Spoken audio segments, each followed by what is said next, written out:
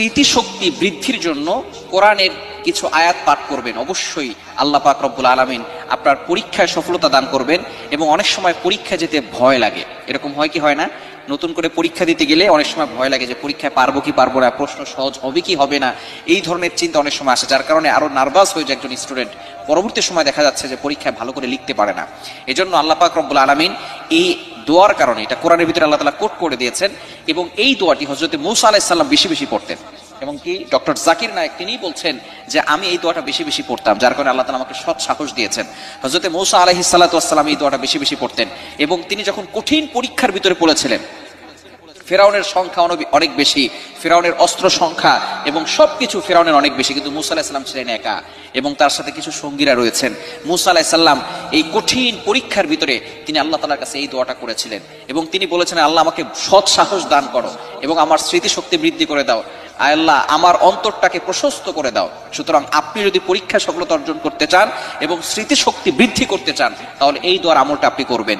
কোরআনের ভিতরে আল্লাহ তাআলা নিজেই বলে দিয়েছেন, এবং আপনার সন্তানদেরকে এগুলো শিখিয়ে দিবেন। যারা এখানে রয়েছেন ছোট ছোট বাচ্চাদেরকে এই দোয়াটা শিখিয়ে দিবেন। সহজ একটি দোয়া, এটা আল্লাহ তাআলা কোরআনের ভিতরে কোট করে দিয়েছেন। পবিত্র কোরআনুল কারীমের 16 নম্বর পারার 12 নম্বর পৃষ্ঠার 10, 11 নম্বর লাইন, সূরা তাহা 25, 26, 27, 28, এই চারটি আয়াত, ছোট ছোট চারটি আয়াত।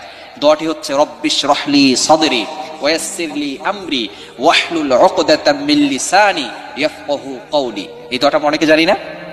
মাশাআল্লাহ। পবিত্র কোরআনুল কারীমের সূরা তাহার 25, 26, 27, 28 হযরত মূসা আলাইহিস সালাম এই দোয়াটা করেছিলেন। এটা পড়লে আল্লাহ তাআলা আপনাকে সৎ সাহস দান করবেন, স্মৃতিশক্তি বৃদ্ধি করে দিবেন, পরীক্ষায় আল্লাহ তাআলা উত্তীর্ণ হওয়ার জন্য আপনার অন্তরটাকে প্রশস্ত করে দিবেন। আল্লাহ পাক রব্বুল আলামিন সফলতা দান করবেন। অনেক স্টুডেন্ট এখন আলহামদুলিল্লাহ পরীক্ষা দিচ্ছেন।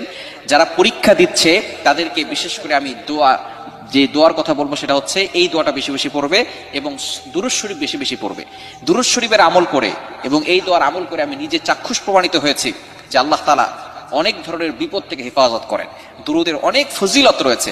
এমনকি পরীক্ষার সময় আমি দেখেছি যে আল্লাহ তাআলা প্রশ্ন সহজ করে দিয়েছেন। যে কিতাব পড়ি নাই, কিন্তু এই প্রশ্ন পাওয়ার পরে দুরূদ শরীফ আমি বেশি বেশি পড়েছি। প্রশ্ন পাওয়ার আগে যখন প্রশ্ন পেয়েছি তখন আল্লাহ তাআলা এতটা সহজ করে দিয়েছে, পুরা প্রশ্নের উত্তর কেমন যেন আমার কাছে সূরা ফাতিহার মতো হয়ে গেছে। সূরা ফাতিহা যেমন মানুষ কখনো ভোলে না, একেবারে বিসমিল্লাহির রহমানির রহিম যেমন একেবারে ঠুটস্থ, এরকম ভাবে আল্লাহ তাআলা সহজ করে দিবে আপনার প্রশ্নের উত্তর দেওয়া। এজন্য দুরূদ শরীফের আমল বেশি বেশি পড়বে। যারা পরীক্ষা দিতে যাবেন, অনেক সময় দেখা যায় কলম পড়া নাই, যে হুজুর একটু কলম পড়ে দেন, কলমে ফু দিয়ে দেন।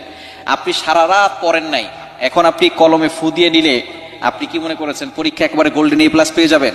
নো। এ ধরনের ইসলামিক ভিডিও পেতে আমাদের পেজটিকে ফলো করুন এবং আমাদের ইউটিউব চ্যানেল নিবাস ইসলামিক স্টুডিও চ্যানেলটিকে সাবস্ক্রাইব করুন। ধন্যবাদ। আসসালামু আলাইকুম। পরীক্ষায় সফলতার জন্য এবং স্মৃতিশক্তি বৃদ্ধির জন্য কোরআনের কিছু আয়াত পাঠ করবেন। অবশ্যই আল্লাহ পাক রব্বুল আলামিন আপনার পরীক্ষায় সফলতা দান করবেন। এবং অনেক সময় পরীক্ষা যেতে ভয় লাগে, এরকম হয়।